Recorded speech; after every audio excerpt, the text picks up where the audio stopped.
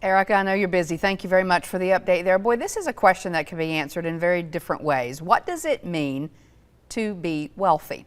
According to a recent survey conducted by Charles Schwab, Americans believe that the answer is about $1.9 million of net worth. Now, there's no right or wrong answer to that question, but there are ways that you can increase your net worth if you just follow some time-tested rules, according to our next guest. Marshall Clay joins us now this morning. He is from the Welch Group. Good morning, sir. How are you? Good morning, Janice. How are you? Good to see you. I think we all do measure wealth, obviously in different ways, but we are talking about the monetary part of being wealthy today. So what do folks need to know? Exactly. So, I think a lot of people think that it's just this impossible task in order to accumulate the amount of wealth that you're talking about. And I work with, hundreds of different families, and admittedly, a lot of them, make a decent amount of money, but a lot of them don't.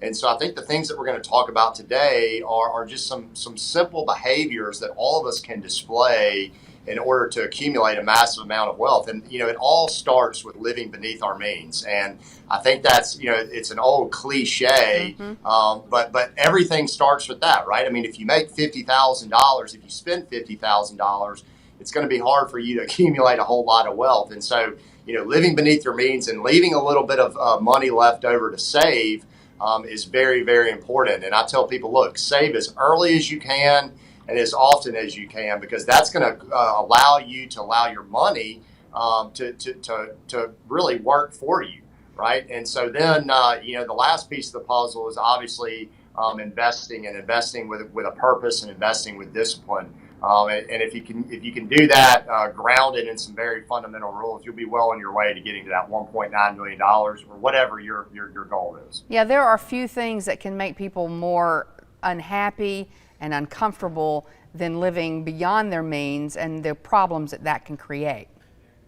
Yes, you're exactly right. And I think there's a lot of social pressure and there's a lot of short-termism is what I like to call it in society today, where we just have this overwhelming desire to consume, in the immediate future, and we're not willing to sort of delay some of that consumption into the future. And, while it feels good in the moment, you're right. I mean, it can cause a lot of family issues. It can cause a lot of other issues that creep in, down the road. So while money is not everything, it is a big part of our life, and we really have to be aware of it. All right, here's what I'm going to do. We had some technical problems with you earlier.